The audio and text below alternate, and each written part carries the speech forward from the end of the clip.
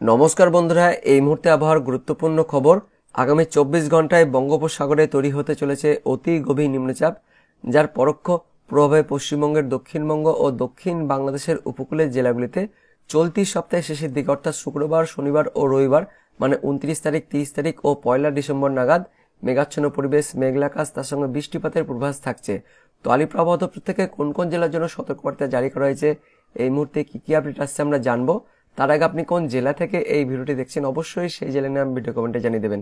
তো বন্ধুরা, এই মুহূর্তে লেটেস্ট আপডেট অনুযায়ী ইতিমধ্যে দক্ষিণ বঙ্গোপসাগর এবং পূর্ব নিরক্ষীয় ভারতীয় মহাসাগরে ঠিক এখানে দেখতে পাচ্ছেন একটি গভীর নিম্নচাপ তৈরি হয়েছে, যা আগামী 24 ঘন্টায় আস্তে আস্তে উত্তর পশ্চিম দিক বরাবর এগিয়ে যাবে এবং সেটি আস্তে আস্তে আরও শক্তিশালী হয়ে অতি গভীর নিম্নচাপ রূপে অবস্থান করবে একদম শ্রীলঙ্কা এবং তামিলনাড়ু উপকূলের আশেপাশে। তারপর সেটি আস্তে আস্তে আরও উত্তর পশ্চিম দিক বরাবর এগিয়ে যাবে এবং সেটি আস্তে আস্তে তামিলনাড়ুর একদমই কাছে চলে আসবে। তারপর সেটি আস্তে আস্তে গভীর নিম্নচাপ থেকে সেটি নিম্নচাপে পরবর্তীতে অবস্থান করবে। তারপর দেখতে পাচ্ছেন যখন এটি নিম্নচাপ রূপে অবস্থান করবে, ঠিক সেই সময়তে অর্থাৎ চলতি সপ্তাহের শেষের দিকে এই নিম্নচাপে পরোক্ষ প্রভাবে আমাদের পশ্চিমবঙ্গের দক্ষিণবঙ্গের উপকূলের জেলাগুলিতে আর এদিকে দক্ষিণ বাংলাদেশের উপকূলের জেলাগুলিতে বা বিভাগগুলিতে ওই চলতি সপ্তাহের শেষের দিকে অর্থাৎ শুক্রবার, শনিবার, রবিবার নাগাদ মানে 29 তারিখ, 30 তারিখ এই সময় কিন্তু বৃষ্টিপাত থাকছে। কোথায় কোথায় বৃষ্টিপাত হতে পারে আমরা দেখে নেব।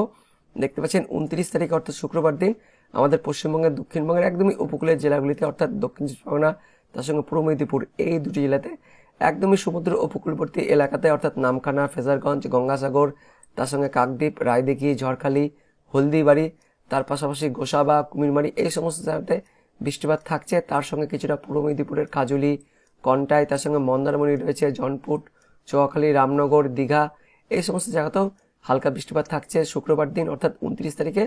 এবং শুক্রবার সারাদিনই মেঘাচ্ছন্ন পরিবেশ থাকছে এই উপকূলের জেলাগুলিতে বা বিভাগগুলিতে।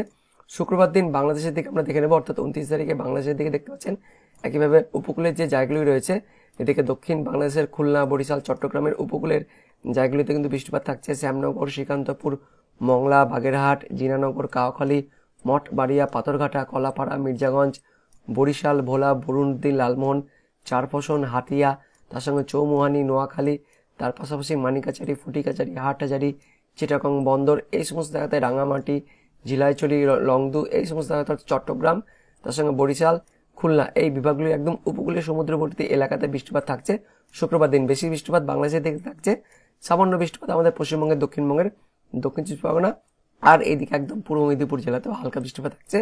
শুক্রবার সারাদিন কিন্তু মেঘাচ্ছন্ন পরিবেশ থাকছে আমাদের পশ্চিমবঙ্গের দক্ষিণবঙ্গ আর এদিকে দক্ষিণ বাংলাদেশের সমস্ত বিভাগ জুড়ে। তারপর শনিবার দিনও কিন্তু একই অবস্থা থাকবে অর্থাৎ 30 তারিখ আমাদের পশ্চিমবঙ্গের দক্ষিণবঙ্গের ওই দক্ষিণ চব্বিশ পরগনা, তার সঙ্গে পূর্ব মেদিনীপুর এই দুটি জেলাতে বৃষ্টিপাত থাকছে। পাশাপাশি বাংলাদেশের খুলনা, বরিশাল, চট্টগ্রাম এই বিভাগগুলিতেও উপকূলের জায়গাগুলিতে বৃষ্টিপাত থাকছে। 1 ডিসেম্বর থেকে কিন্তু বৃষ্টিপাত আস্তে আস্তে কমবে। 1 ডিসেম্বরে কিন্তু বৃষ্টিপাত থাকছে আমাদের পশ্চিমবঙ্গের দক্ষিণবঙ্গের একদমই দক্ষিণ চব্বিশ পরগনা, এদিকে খুলনা, বরিশাল, চট্টগ্রাম এদিকটা তো বৃষ্টিপাত থাকছে 1 ডিসেম্বরে। কিন্তু দুপুরের পর থেকে কিন্তু বৃষ্টিপাতটা আস্তে আস্তে কমে যাচ্ছে, তারপর আস্তে আস্তে কিন্তু মেঘাচ্ছন্ন পরিবেশটা আস্তে আস্তে পরিষ্কার হয়ে যাচ্ছে। তো চলতি সপ্তাহের শেষের দিকে আমাদের পশ্চিমবঙ্গের দক্ষিণবঙ্গ ও দক্ষিণ বাংলাদেশের বিভাগগুলিতে কিন্তু বৃষ্টিপাত থাকছে, আপনাদের আমি দেখাবো। দেখতে পাচ্ছেন আগামী 24 ঘন্টায় তেমন কোনো বৃষ্টিপাত একদম পরিষ্কার আকাশ থাকছে, হালকা কুয়াশা কিন্তু থাকতে পারে আমাদের পশ্চিমবঙ্গের দক্ষিণবঙ্গের এইদিকে পশ্চিমের জেলাগুলিতে কিন্তু কুয়াশা ভাব থাকবে। কিন্তু পরবর্তীতে অর্থাৎ চলতি সপ্তাহের শেষের দিকে কিন্তু বৃষ্টিপাতটা শুরু হবে ওই শুক্রবার থেকে। দেখতে পাচ্ছি শুক্রবার থেকে আস্তে আস্তে আমাদের পশ্চিমবঙ্গের দক্ষিণবঙ্গের একদমই নিচের যে জায়গাগুলি বললাম একদমই এইদিকে সুন্দরবন এলাকাতে, তার সঙ্গে নামখানা, গঙ্গাসাগর, ফেজারগঞ্জ এই দিকটাতে কিন্তু বৃষ্টিপাত থাকছে শুক্রবার দিন অর্থাৎ 29 তারিখে। বাংলাদেশের দিকেও খুলনা, বরিশাল, চট্টগ্রাম এই দিকটাতে বৃষ্টিপাত থাকছে, হালকা হালকা কিন্তু বৃষ্টিপাত থাকবে, তার সঙ্গে মেঘাচ্ছন্ন পরিবেশ থাকবে। তারপর 30 তারিখে কিন্তু বৃষ্টিপাত থাকছে আমাদের পশ্চিমবঙ্গের দক্ষিণবঙ্গের ওই দক্ষিণ চব্বিশ পরগনা, তার সঙ্গে রয়েছে পূর্ব মেদিনীপুর, কিছুটা এদিকে হাওড়া থাকছে।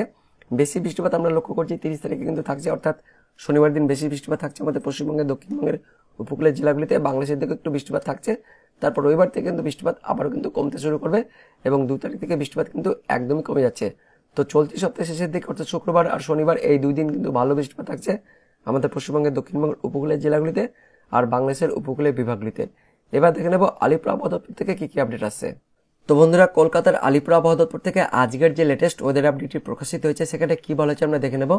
দেখতে পাচ্ছেন দক্ষিণ বঙ্গোপসাগরের মধ্যভাগে এবং সংলগ্ন পূর্ব নিরক্ষীয় ভারত মহাসাগরের ইতিমধ্যে একটি গভীর নিম্নচাপ তৈরি হয়েছে, যা আস্তে আস্তে পশ্চিম উত্তর পশ্চিম দিক বরাবর এগিয়ে যাচ্ছে এবং পরবর্তীকালে এটি আরও উত্তর পশ্চিম দিক বরাবর এগিয়ে যাবে এবং intensify into a deep depression, অর্থাৎ অতি গভীর নিম্নচাপে এটা কিন্তু শক্তিশালী হয়ে অবস্থান করবে পরবর্তী 24 ঘন্টায়। তো পরবর্তী 24 ঘন্টায় এই গভীর নিম্নচাপটি আস্তে আস্তে উত্তর পশ্চিম দিক বরাবর এগিয়ে যাবে এবং শক্তি সঞ্চয় করে অতি গভীর নিম্নচাপ রূপে অবস্থান করবে। তো অতি গভীর নিম্নচাপ রূপে অবস্থান করার সময় এই গতিবেগ সর্বোচ্চ 65 কিলোমিটার গতিবেগে থাকবে, কিন্তু নর্মাল গতিবেগ সেটা কিন্তু 63 কিলোমিটারের নিচেই থাকবে। তাই এটি কিন্তু ঘূর্ণিঝড়ে পরিণত হতে পারছে না, শুধুমাত্র ডিপ ডিপ্রেশন অর্থাৎ অতি গভীর নিম্নচাপ রূপে অবস্থান করছে। ওই দক্ষিণ ভারতের শ্রীলঙ্কা, তার সঙ্গে তামিলনাড়ু এই উপকূলের দিকটাতেই অবস্থান করবে। পরবর্তী 2 দিন নাগাদে কিন্তু এই সমস্ত জায়গাতে অর্থাৎ উত্তর পশ্চিম দিক বরাবর এগিয়ে শ্রীলঙ্কা, তামিলনাড়ু এই উপকূলে অবস্থান করবে এবং পরবর্তীকালে সেখানে কিন্তু আস্তে আস্তে নিম্নচাপে পরিণত হয়ে যাবে। তো যখন এটি নিম্নচাপে পরিণত হবে তার কিন্তু পরোক্ষ প্রভাবে আমাদের পশ্চিমবঙ্গের দক্ষিণবঙ্গ ও দক্ষিণ বাংলাদেশের বিভাগগুলিতে কিন্তু বৃষ্টিপাত থাকছে চলতি সপ্তাহের শেষের দিকে।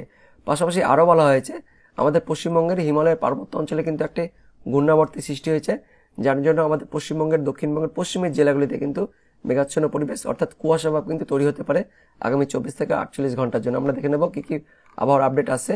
তো আমাদের পশ্চিমবঙ্গের দক্ষিণবঙ্গের ওই পশ্চিমের জেলাগুলিতে দেখতে পাচ্ছেন 26 তারিখ, 27 তারিখ ও 28 তারিখ মানে মঙ্গলবার, বুধবার ও বৃহস্পতিবার এই 3 দিন মানে 72 ঘন্টার জন্য পশ্চিমবঙ্গের দক্ষিণবঙ্গের পশ্চিমের জেলাগুলিতে কোন কোন জেলা দেখে নেব। পুরুলিয়া, পশ্চিম বর্ধমান, বীরভূম, মুর্শিদাবাদ এই জেলাগুলিতে হালকা কিন্তু কুয়াশার পূর্বাভাস জারি করা হয়েছে আলিপুর আবহাওয়া দপ্তর থেকে।